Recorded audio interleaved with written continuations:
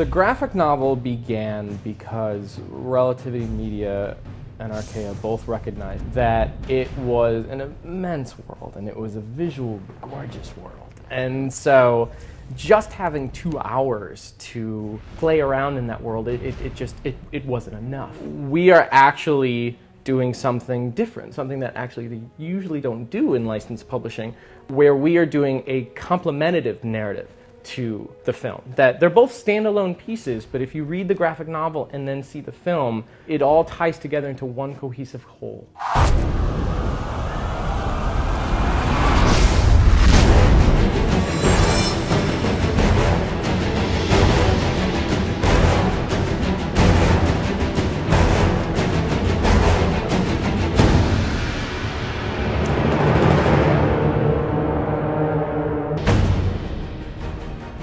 Hi, my name is Dennis Calero. It's Ben McCall. Raphael Kianan. Hi, my name's Jock. Trevor Hesline. It's Kevin Colden. I'm David Gallagher. I'm Patrick Schipper. I'm Scott Hampton. I'm writing and drawing a short story Illustrated. The author of The Immortals, Gods and Heroes graphic novel.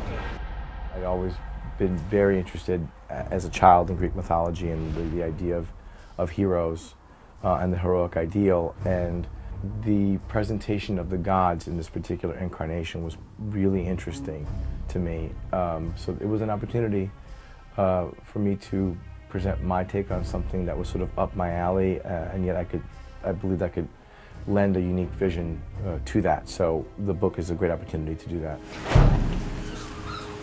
Well, what struck me about the Immortals movie footage that I saw was that it was very fresh, very dynamic. There's a lot of energy, very violent and brutal. I tried to bring that sensibility to what I did, so that it kind of ties in with the Immortals movie, but at the same time it can exist by itself as well. The fact that it's not a direct movie adaptation, it's not a prequel, it's nothing like that, you know, most comic book adaptations are. It's very much its own unique beast.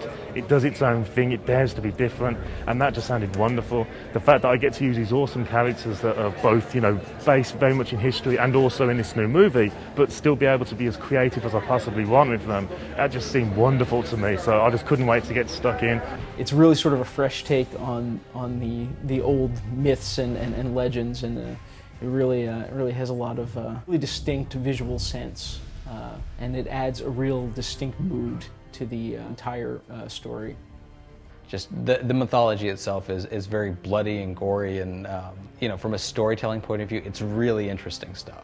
Taking very violent imagery, throwing dirt and blood on a comic book, and not having really any restrictions. So you get the chance to like dream as much as you can, and you know, hold nothing back. The content for me is pretty graphic. I'm not used to doing this stuff.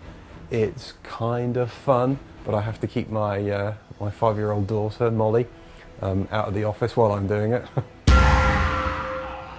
You know, the film world is so rooted in the actual, you know, real mythology, but puts such a cool new spin on it that I think you have a lot more room for drama, a lot more room for action, a lot more room for, you know, really digging something up. And for me it was, I'm going to go do some homework on why did Zeus, you know, what was his relationship to humanity? What was this and that?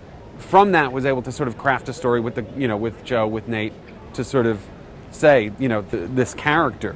Well, why does he do that? Why does it? Oh, you know, we learned a little bit more about him here. Readers, what will they take away from my story? Hopefully it should be good bloody fun.